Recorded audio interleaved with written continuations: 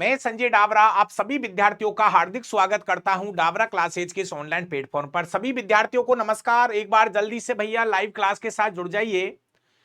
Good evening सबको नमस्कार भाई। जल्दी से लाइव क्लास के साथ जुड़ जाइए जितने भी स्टूडेंट हैं।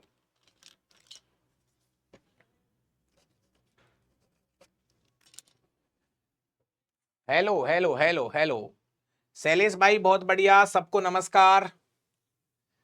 और जल्दी से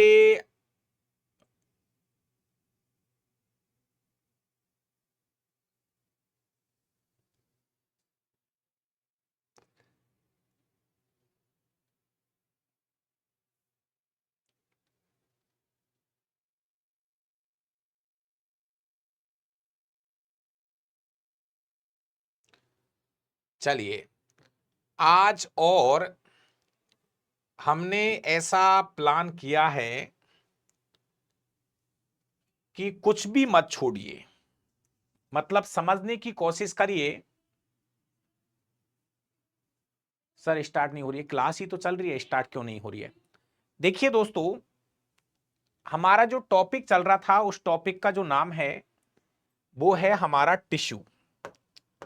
और आज मैंने सोचा, जब हम स्टूडेंट को ये बोल रहे हैं कि जंतु ऊतक 4 प्रकार के होते हैं, बड़े ध्यान से सुनो।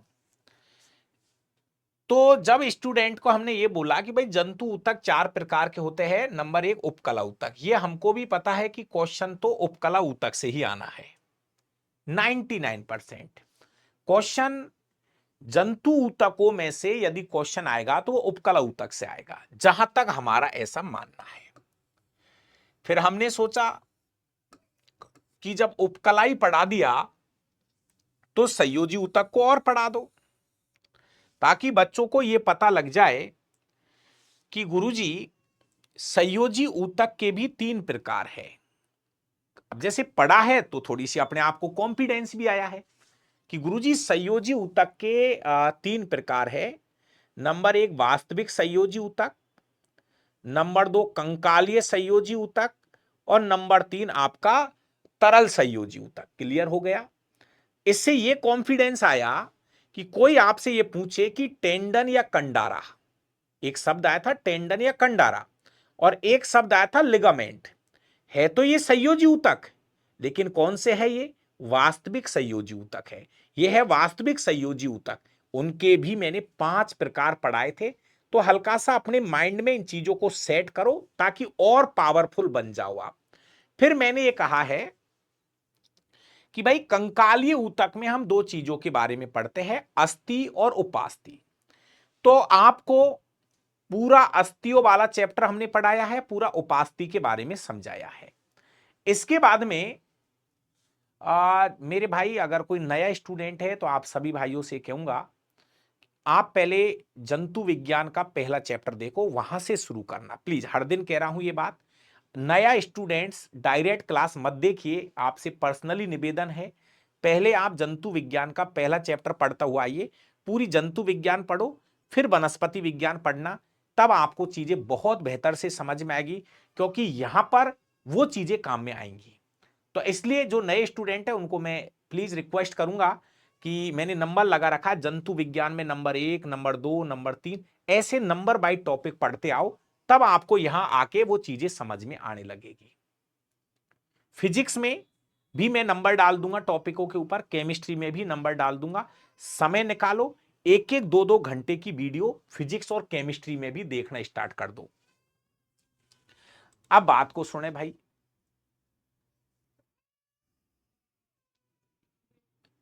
एनसीईआरटी 9वीं 10वीं की 2 किताबें तो 9वीं 10वीं की लेनी है, और 11वीं की बायोलॉजी, 11वीं की बायोलॉजी, ये चीजें आपको लेनी है। इसके अलावा कुछ नहीं पढ़ना है। साथ जिस भी एग्जाम की आप तैयारी कर रहे हो उसके पुराने पेपर आपके पास में होने चाहिए। रेलवे वाले स्टूडेंट्स के पास में रेलवे के पुराने पेपर होने चाहिए, एसएससी वाले बच्चों के पास में एसएससी के पुराने पेपर होने चाहिए।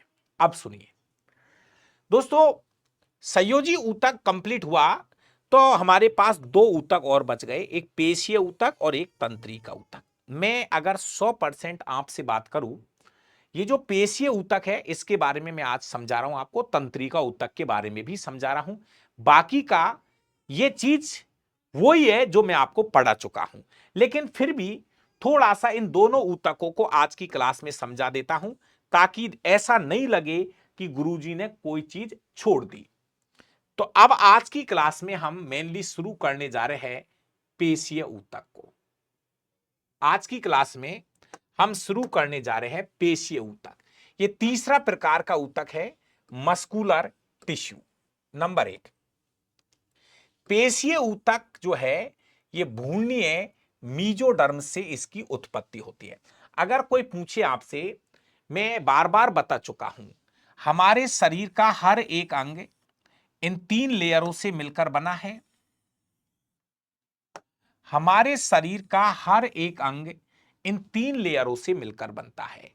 कौन कौन सी लेयर है? सबसे बाहर वाली लेयर को एक्टोडर्म बोलते हैं मेरे भाई, एक्टोडर्म।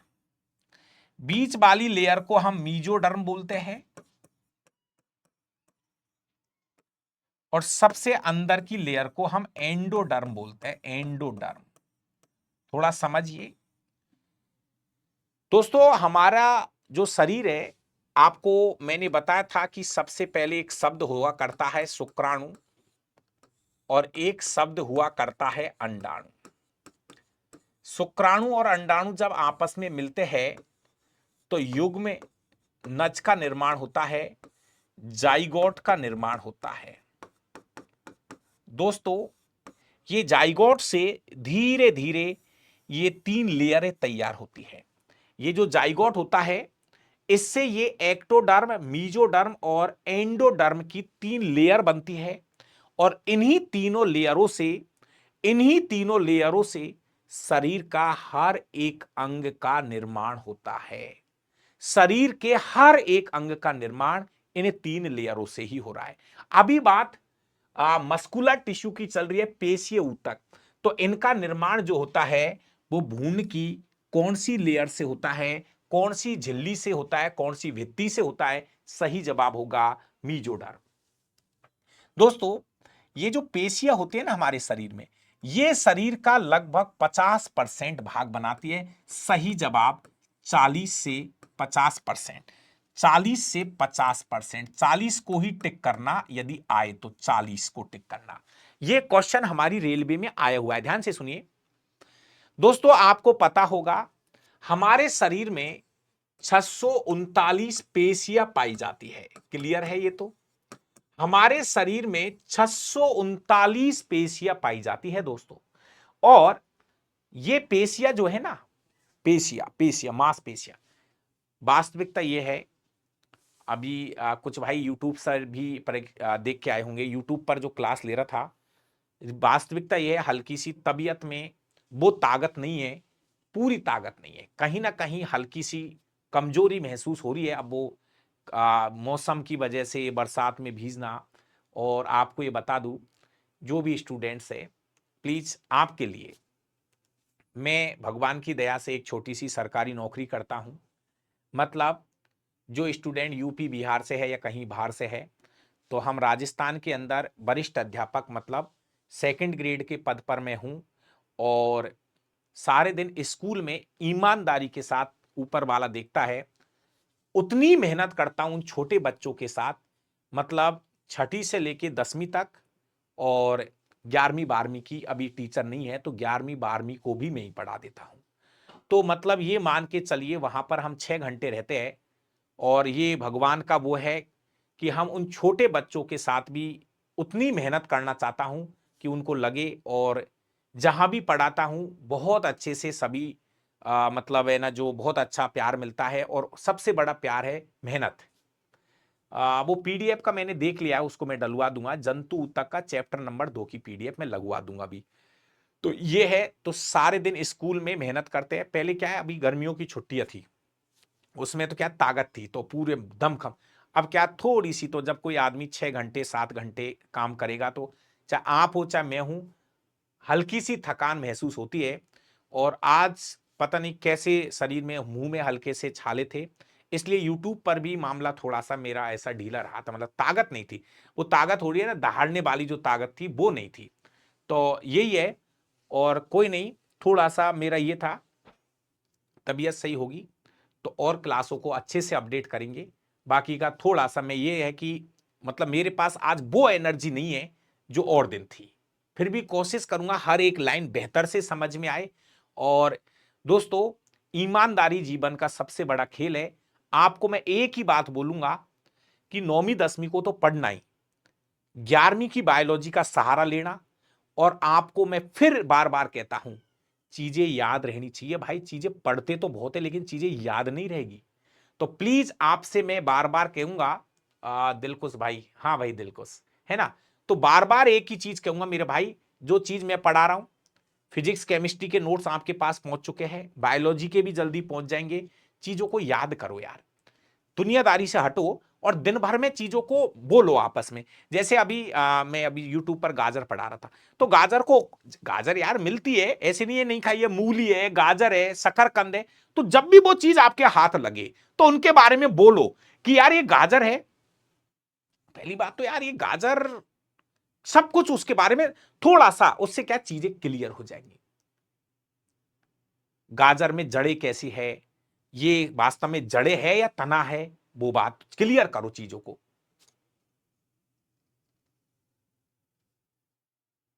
है ना। तो और जहां तक मैं ये प्लानिंग कर रहा हूं मेरे भाइयों के साथ कि हमारा जो फिजिक्स केमिस्ट्री जो मैं पढ़ाऊंगा ना अभी लाइव, उसका मेरा ये प्लानिंग है कि फिजिक्स केमिस्ट्री को मैं, अगर आपका सबका बराबर से मुझे रिप्लाई मिलेगा तो फिजिक्स केमिस्ट्री में सुबह पढ़ाऊंगा। सुबह के प्लान कर रहा हूं मैं, नहा धो के स्वस्थ दिमाग से पढ़ाने की कोशिश कर रहा हूं, सुबह 6 से 7। चलिए दोस्तों, हमारे शरीर में 639 मांसपेशियां पाई जाती है, जो कि शरीर का, जैसे कहने का मतलब यह है, अगर किसी व्यक्ति का वजन 100 किलोग्राम है तो लगभग उसमें 40 किलोग्राम मांसपेशियां पाई जाती है, लगभग 40 ग्राम मांसपेशियां पाई जाती है। क्लियर है। अगला क्वेश्चन देखिए दोस्तों, कुछ शब्द लिखे हैं। पेशीय ऊतक का विशिष्ट गुण संकुचनशीलता है। दोस्तों, हमारी जो मांसपेशियां होती है, इनमें जैसे कोई भी मांसपेशी है तो ये सिकुड़ती है, फैलती है, सिकुड़ती है, फैलती है, सिकुड़, तो ये इनका अपने आप में एक बहुत ही अलग सा गुण है। संकुचनशीलता का गुण बोलते हैं इसको। पेशी में संकुचन तथा शीतलन होता है, लेकिन इनमें प्रसार नहीं होता। प्रसार नहीं होता, समझना भाई। हमारी मांसपेशियों में दिन भर में संकुचन, सिकुड़ना, फैलना, जैसे हार्ट, 1 मिनट के लिए, अपना जो हृदय है वो भी मांसपेशियों से बना है। अपने हार्ट में, अपने हार्ट को बनाने वाली जो पेशियां है उनको बोलते हैं कार्डियक मसल्स। अपने हृदय को बनाने वाली पेशियों को कार्डियक मसल्स बोलते हैं, हृदय पेशी बोलते हैं। हृदय में पाई जाने वाली पेशियों को कार्डियक मसल्स कहते हैं। पूरा अपना जो हृदय में, अपना जो हार्ट है उसमें हड्डियां थोड़ी है, वो पूरा मांसपेशियों से बना हुआ है। तो मैं ये कहना चाह रहा हूं, अपने हार्ट में जो पेशियां पाई जाती है उनको बोलते हैं कार्डियक मसल्स। अब आप अपना जो हृदय है, दिन भर में संकुचन, शिथिलन, संकुचन, मतलब सिकुड़ना, फैलना, सिकुड़ना, फैलना, इस तरह से लगा रहता है दिन भर में अपना हार्ट। लेकिन उसका प्रसार नहीं होता, फैलता थोड़ी है कि भैया अगर कोई चीज जैसे बंद हो रही है, खुल रही है, बंद हो रही है, खुल रही है, बंद हो रही है, खुल रही है, दिन भर में बंद हो रही है, खुल रही है, बंद हो रही है, खुल रही है, तो ऐसा थोड़ी है कि अपना हृदय प्रसार करके वो बड़ा हो जाएगा। नहीं, ये बड़ा काम का शब्द है। हमारी मांसपेशियों में संकुचनशीलता पाई जाती है लेकिन प्रसार नहीं होगा। पेशी कोशिका को पेशी तंतु भी कहते हैं। पेशी तंतु की प्लाज्मा झिल्ली की सार्कोलेमा कहते हैं। अब पूरा वापस सुनो। पेशी कोशिका को पेशी तंतु भी कहा जाता है। पेशियों को बनाने वाली जो कोशिका होती है उनको पेशी कोशिका बोल दो या पेशी तंतु बोल दीजिए। पेशी तंतु की जो प्लाज्मा झिल्ली होती है, ऐसे समझो ये पेशियों को बनाने वाली कोशिका है। ये कोशिका है, सेल, सेल, पेशियों को बनाने वाली कोशिका। पेशियों को बनाने वाली जो कोशिका है उनको हम बोलते हैं पेशी कोशिका। और इनकी जो झिल्ली होती है ना दोस्तों, भाई ये कोशिका है, ऐसे समझो ये कोशिका है, कोशिका के बाहर क्या पाई जाती है, कोशिका झिल्ली। ये झिल्ली जो है वो सार्कोलेमा, इसकी झिल्ली को बोलते हैं सार्कोलेमा। जो हमारी जो पेशी कोशिका होती है उसकी झिल्ली को बोलते हैं सार्कोलेमा, सार्कोलेमा नाम देते हैं, सार्कोलेमा। पेशी तंतु के एंडोप्लाज्मिक रेटिकुलम, भैया अंतःप्रदपी जालिका बोलते हैं, अंतःप्रदपी जालिका को सार्कोप्लाज्मिक रेटिकुलम कहते हैं। देखो जैसे मान लीजिए ये तंतु मत बोलो, इसको बोलो पेशी कोशिका है, ये पेशी कोशिका है। तो पेशी कोशिका में जो अंतःप्रदपी जालिका, देखो एक शब्द पकड़ लो, सार्को, सार्को शब्द पकड़ लो, सार्को शब्द पकड़ लो, सार्को शब्द पकड़ लो। सार्को शब्द का मतलब पेशी, सार्को शब्द को किससे जोड़ना है, पेशी से जोड़ना है। तो पेशी की जो झिल्ली होती है उनको सार्कोलेमा बोलते हैं। और हमारी मांसपेशियों में ये पेशी कोशिका है, इसमें जो अंतःप्रदपी जालिका पाई जाती है उसका नाम क्या है, सार्कोप्लाज्मिक रेटिकुलम। सार्कोप्लाज्मिक रेटिकुलम अपने लेवल से बहुत ज्यादा आउट है, फिर भी याद कर लेना। पेशी तंतु के कोशिका द्रव को सार्कोप्लाज्म बोलते हैं। ये जो अंदर जो द्रव होता है ना इसको बोलते हैं, जैसे कोशिका में द्रव को बोलते हैं कोशिका द्रव्य, कोशिका में जो द्रव्य होता है उसको बोलते हैं कोशिका द्रव्य। लेकिन लेकिन मेरे प्यारे विद्यार्थियों, जो पेशी की जो कोशिका होती है, पेशी की जो कोशिका होती है उसमें जो द्रव भरा होता है उसको सार्कोप्लाज्म।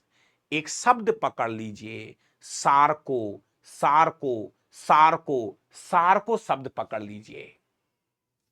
क्लास का टाइम 9:30 का है भाई साहब, फिक्स है, क्लास का टाइम 9:30 का है। सार्कोप्लाज्म कहते हैं, सार्कोप्लाज्म नाम देते हैं, सार्कोलॉजी। अब एक चीज क्लियर और कर दूं, ये जो पेशी है ना, पेशिया, इनका जो अध्ययन है, पेशियों का अध्ययन, या तो इसको मायोलॉजी बोल दो या इसको दूसरा नाम है इसका सार्कोलॉजी। मेरे जितने भी विद्यार्थी लाइव है, एक शब्द पकड़ लो, सार्को, सार्को, सार्को, सार्को। जहां भी सार्को शब्द मिल जाए उसका जोगाड़ आप पेशी से कर देना, ठीक है। मांसपेशियों का अध्ययन विज्ञान की जिस शाखा में करते हैं वो है सार्कोलॉजी। झिल्ली को बोलते हैं सार्कोलेमा, द्रव को बोलते हैं सार्कोप्लाज्म, और उसके अंतःप्रदपी जालिका को सार्कोप्लाज्मिक रेटिकुलम कहते हैं। जो हमारी पेशी कोशिका की संरचनात्मक एवं क्रियात्मक इकाई को सार्कोमियर बोलते हैं। मोस्ट है भाई साहब। जैसे मेरे प्यारे दोस्तों, हमारे शरीर की जो सॉरी जैसे तंत्रिका तंत्र है, अभी पढ़ूंगा, तंत्रिका तंत्र की जो मूल इकाई होती है वो होती है न्यूरॉन। तंत्रिका तंत्र की जो मूल इकाई होती है उसको बोलते हैं न्यूरॉन। तंत्रिका तंत्र की मूल इकाई होती है न्यूरॉन। गजेंद्र भाई ये सही है, आप यहां से ऑनलाइन बुक करा सकते हो, कोई दिक्कत नहीं है। तंत्रिका तंत्र की जो मूल इकाई होती है वो होती है न्यूरॉन, इसलिए वहां पर न्यूरोलॉजी शब्द काम में लेते हैं। ऐसे ही जो हमारी पेशी तंतु होता है या हमारा जो मस्कुलर टिश्यू जो होता है उसकी जो मूल इकाई होती है, मूल इकाई जो होती है प्यारे विद्यार्थियों, उसको सार्कोमियर बोलते हैं। बहुत अच्छा शब्द है, प्लीज इस शब्द को तो पकड़िए यार, सार्कोमियर को। पेशी ऊतक को 3 भागों में बांटेंगे। हमारे शरीर में 3 प्रकार की पेशियां पाई जाती है, रेखित पेशियां नंबर 1, अरेखित पेशियां नंबर 2 और हृदय पेशियां नंबर 3। दोस्तों हमारे शरीर में 3 प्रकार की पेशियां पाई जाती है, रेखित, अरेखित और हृदय पेशी। हमारे शरीर में 3 प्रकार की पेशियां पाई जाती है, रेखित, अरेखित और हृदय पेशी। यहां पर चीजों को बहुत डीपली लिखा है, प्लीज आपको बिल्कुल जितना बोलूं उतना याद करना, उसके अलावा एक भी शब्द याद नहीं करना है आपको, प्लीज, ठीक है ना। मैं जितना याद करने के लिए बोलूं उतना ही याद करना, इसके अलावा ज्यादा याद नहीं करना है। देखो रेखित पेशियां, हड्डियों के टेंडन या कंडाराओं के द्वारा जुड़ी रहती है तथा इच्छा अनुसार हिलाई जा सकती है, इसलिए इनको ऐच्छिक पेशी या कंकालीय पेशी कहते हैं। सबसे इंपॉर्टेंट मैं तो कहूं इस वाले रेखित पेशियों में ये वाली लाइन पढ़ के ही आप छोड़ दो, कोई दिक्कत नहीं है। दोस्तों रेखित पेशी में देसी भाषा में बोल रहा हूं, ये जो रेखित पेशियां है ये हड्डियों के ऊपर पाई जाती है। जितनी भी हमारी हड्डियां है ना, हड्डियों के ऊपर, जैसे ऐसे समझो यहां पर है हुमेरस, यहां भुजा में कौन सी हड्डी है, हुमेरस, तो हुमेरस के ऊपर या हमारे यहां पर रेडियस अल्ना, इनके ऊपर हड्डियों के ऊपर जो पेशियां पाई जाती है उनको बोलते हैं रेखित पेशी। रेखित पेशी बोलते हैं। मेरे भाई बड़े ध्यान से सुनना, रेखित पेशियों को हमारी इच्छा से हिला सकते हैं। जैसे हमारी उंगलियों में है रेखित पेशियां, अपनी इच्छा से हिला ले। अगर आप इनको इच्छा से हिला रहे हो तो आप बोलोगे इनको ऐच्छिक पेशी, जिन पर हमारा कंट्रोल है, ऐच्छिक पेशियां है। तो दोस्तों रेखित पेशियों को ऐच्छिक पेशी कहा जाता है और यह हड्डियों के ऊपर पाई जाती है, इसलिए इनको कंकालीय पेशी भी कहते हैं। हड्डियों के ऊपर पाई जाती है इसलिए इनको हम कंकालीय पेशी कहते हैं। हड्डियों के ऊपर पाई जाती है इसलिए हम इनको कंकालीय पेशी कहते हैं। नंबर एक बात।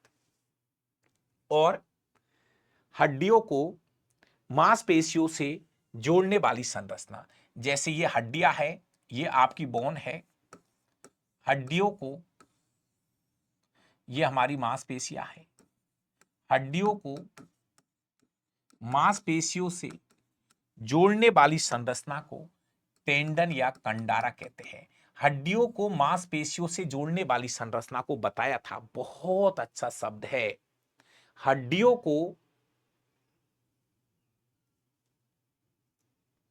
हड्डियों को मांसपेशियों से जोड़ने वाली संरचना को टेंडन या कंडारा कहा जाता है। टेंडन या कंडारा कहते हैं। बहुत तीन शब्द बता दिए।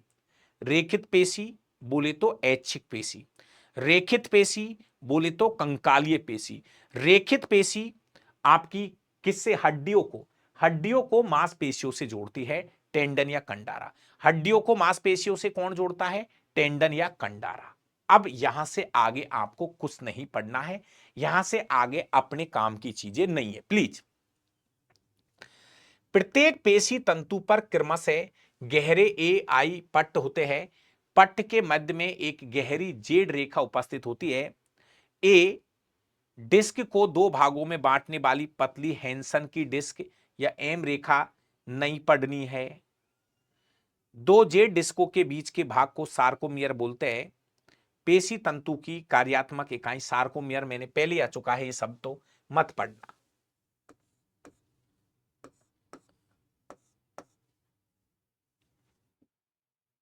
मायोफाइब्रिल घने मायोसिन व पतले एक्टिन तंतुओं से बने होते हैं। रेखित पेशियां पैरों में, टंग्स में ये पाई जाती है। ये टिक कर लो, ये टिक कर लो। रेखित पेशी जो है वो पैरों में, हड्डियों में, जीभ में और ग्रास नली में और हड्डियों के ऊपर,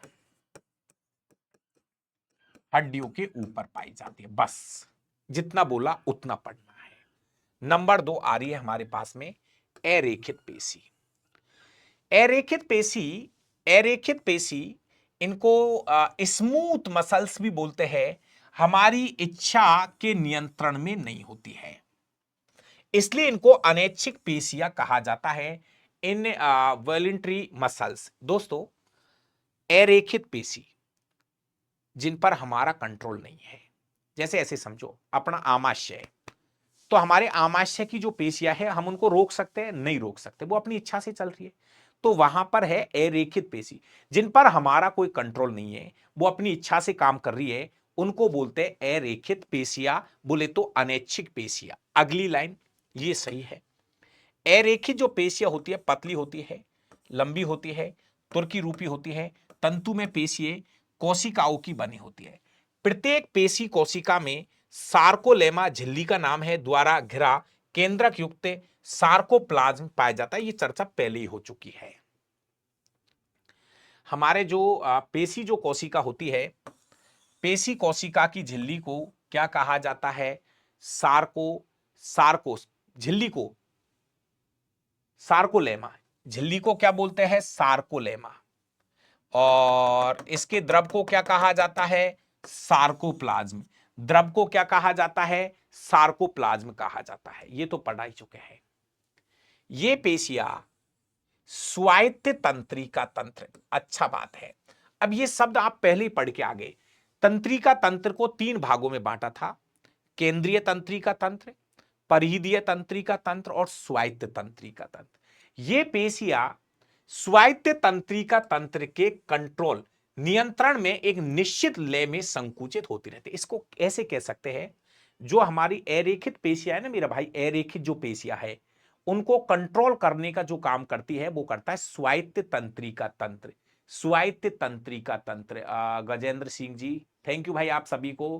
अंजू भाई बहुत बढ़िया, सबको मेरा नमस्कार। चलिए, कार्यात्मक रूप से अरेखित पेशियां 2 प्रकार की होती है। एक तो सिंगुलर यूनिट वाली एकल इकाई, और एक होती है बहु इकाई वाली। एकल इकाई सरल पेशियां मूत्राशय तथा जठरांत मार्ग में उपस्थित होती है। आप इसको ऐसा कुछ मत पढ़ो, एकल या बहु इकाई कुछ मत पढ़ो, मतलब आपको तो यह पढ़ना है कि अरेखित पेशियां कहां पाई जाती है। तो हमारा जो यूरिनरी ब्लेडर होता है मूत्राशय, ये आपका मूत्राशय था।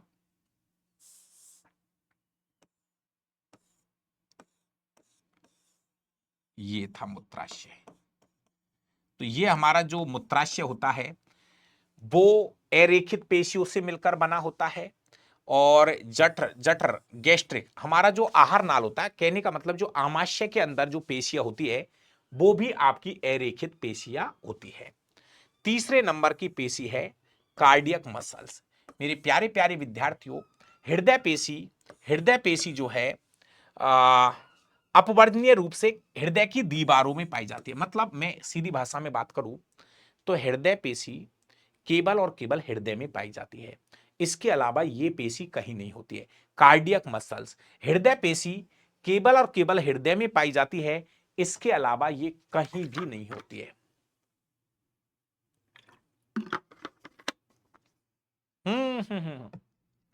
शैलेश भाई, हड्डी को हड्डी से कौन जोड़ेगा? हड्डी को हड्डी से जोड़ने वाली संरचना को लिगामेंट कहा जाता है। पहले शब्द पढ़ो, लिगामेंट। हड्डी को हड्डी से जोड़ने वाली संरचना को लिगामेंट कहते हैं, और हड्डी को मांसपेशियों से जोड़ने वाली संरचना को टेंडन या कंडारा कहते हैं। टेंडन या कंडारा कहते हैं। पहले शब्द ऐसा सेट करो, हड्डी को हड्डी से, हड्डी को हड्डी से लिगामेंट।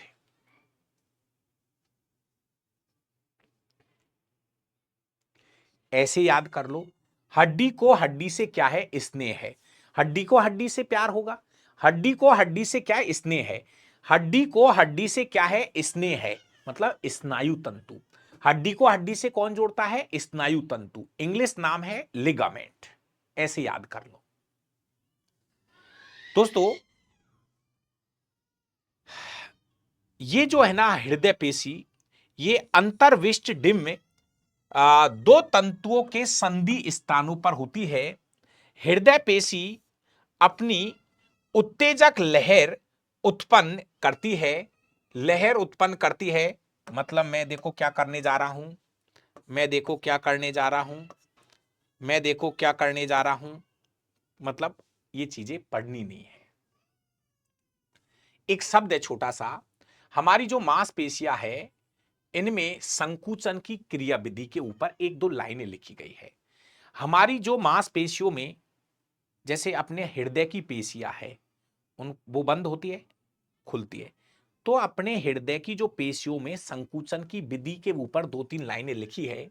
तो देखो, रेखित पेशियों की क्रिया विधि का विस्तृत अध्ययन हेक्सले तथा एच एफ हेक्सले और एच.ई. हेक्सले, 2 अलग अलग है, ने 1965 में किया था। इन पेशियों में गति तंत्रिकाओं के उत्तेजना के कारण होती है। तंत्रिकाओं, जो हमारी न्यूरॉन्स तंत्रिकाओं के उत्तेजना की कारण होती है। प्रत्येक तंत्रिका पेशी संधि पर एसिटिक, ये नाम तो पहले आ चुका है, दो जो न्यूरॉन्स के बीच एक पदार्थ भरा रहता है, एसिटाइल कोलिन, एक रासायनिक पदार्थ होता है। ये एक रासायनिक पदार्थ होता है, एसिटाइल कोलिन नामक हार्मोन स्रावित होता है जो पेशियों के संकुचन को प्रेरणा देता है। मतलब मेरे भाई ऐसे समझ लो, हमारी पेशियों में जो संकुचन होता है इसके पीछे एक हार्मोन काम करेगा, एसिटिलाइन कोलिन, एसिटी एसिटा एसिटाइल कोलिन एक नामक हार्मोन होता है जो पेशियों के संकुचन को प्रेरणा देता है। तो ये था आपका, वापस सुन लो पूरा।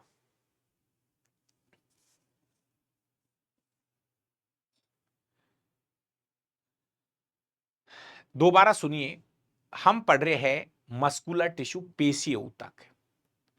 हमारे शरीर में 639 पेशियां पाई जाती है, उनको 3 भागों में बांट रखा है, रेखित, अरेखित और हृदय पेशी। अब आपका एक लास्ट प्रकार का जो ऊतक बचता है, चौथा प्रकार का जो ऊतक है वो है तंत्रिका ऊतक। तंत्रिका ऊतक चौथे प्रकार का हमारा टॉपिक है। दोस्तों, तंत्रिका जो ऊतक है का निर्माण एक्टोडर्म, एक तो ये ध्यान रखना प्लीज, मतलब कौन सा ऊतक किससे बना है लिख लेना चारों को। सबसे पहले हमने उपकला ऊतक पढ़ा था।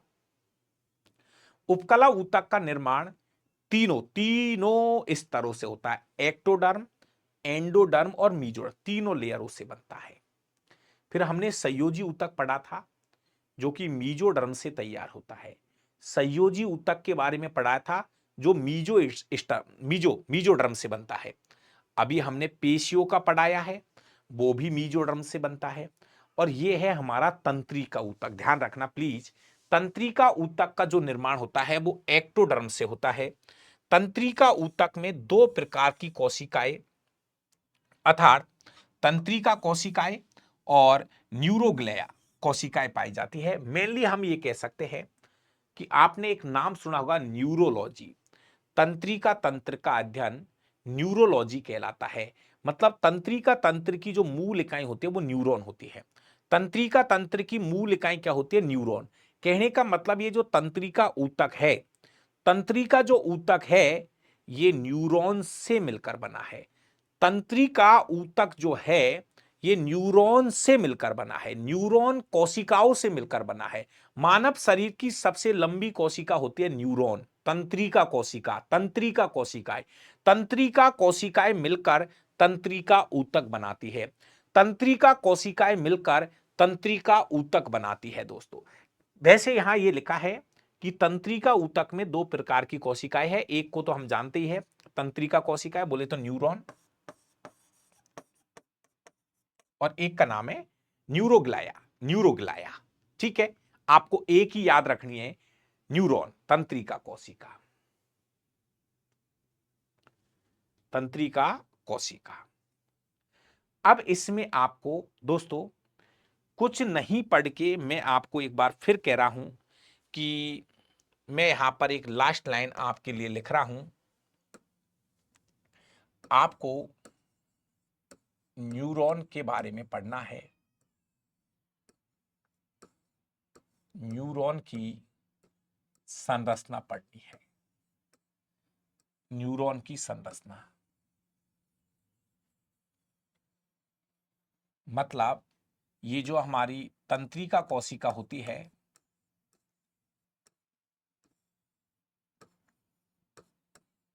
तंत्रिका कोशिका बोलते हैं इसको, इसके बारे में पढ़ना। दोस्तों, आपको मैंने ये वाला जो पार्ट है इसकी वीडियो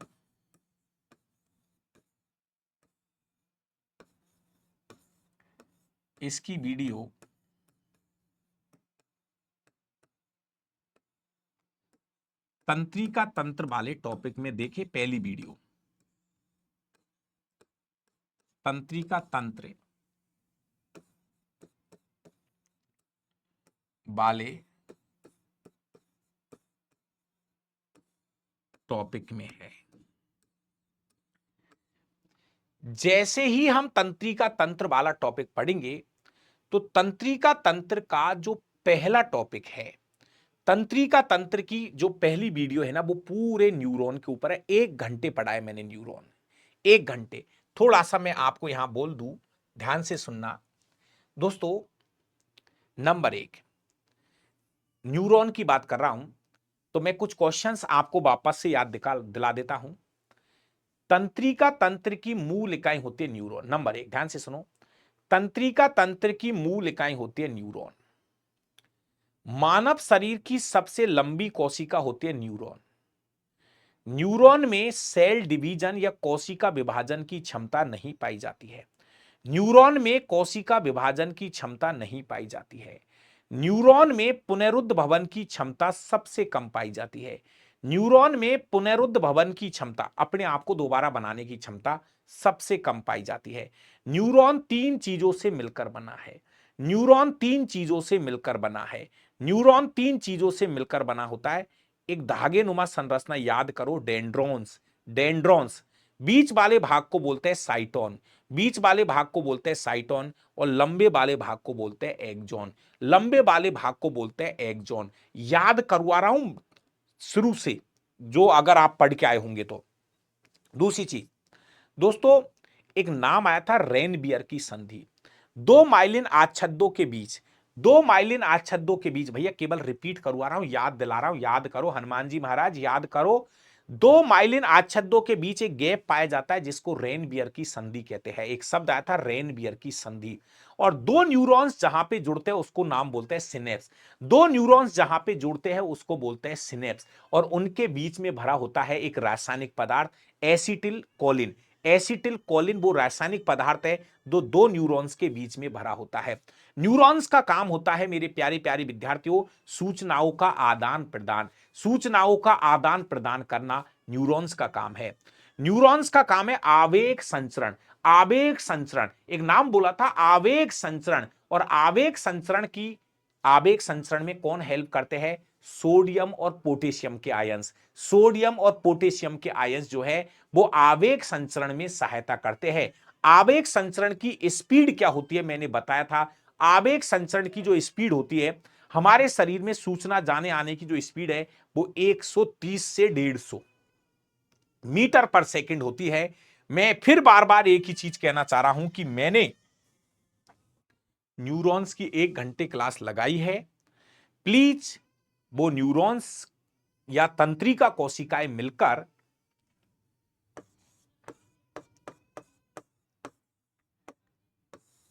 तंत्रिका कोशिकाएं मिलकर तंत्रिका ऊतक, तंत्रिका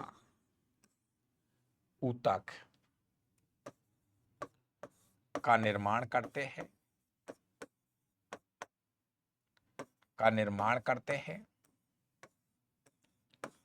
और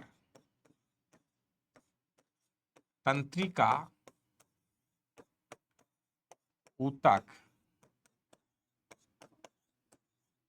मिलकर मस्तिष्क और मेरुरज्जु को बनाते हैं। मस्तिष्क और मेरुरज्जु को बनाते हैं और ये मिलकर तंत्रिका तंत्र को बना देते हैं। कहानी शुरू हुई है तंत्रिका कोशिकाओं से। तंत्रिका कोशिकाएं मिलकर तंत्रिका ऊतक बनाएंगे। तंत्रिका ऊतक मिलकर मस्तिष्क और मेरुरज्जु को बनाएंगे और मस्तिष्क और मेरुरज्जु मिलकर तंत्रिका तंत्र का निर्माण कर देंगे।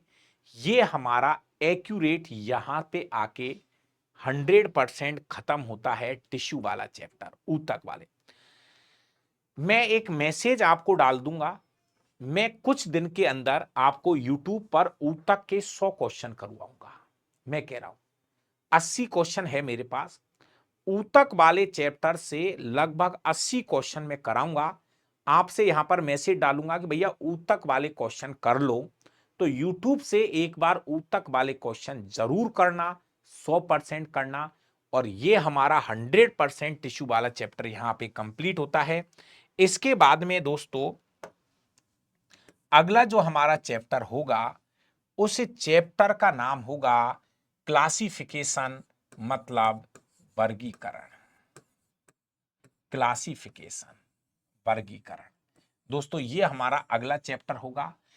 इसको ये वर्गीकरण जो है ना, ये वर्गीकरण जो है, ये जो शब्द है ये एक शब्द के अंदर आता है जिसको हम टैक्सोनॉमी बोलते हैं। टैक्सोनॉमी बोलते हैं दोस्तों। टैक्सोनॉमी के अंदर आता है ये वर्गीकरण। टैक्सोनॉमी चैप्टर का नाम होगा जिसको हम वर्गीकी बोलते हैं। वर्गीकी, टैक्सोनॉमी।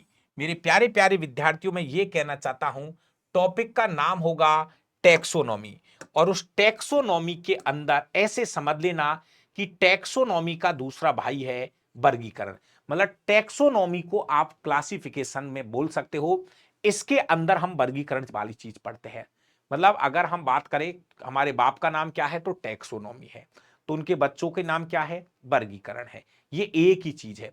ऐसे चलो दूसरी तरह सुनो, अपने बाप का नाम क्या है, टैक्सोनॉमी है, और अपने जो बाप है उसका भाई का नाम है वर्गीकरण।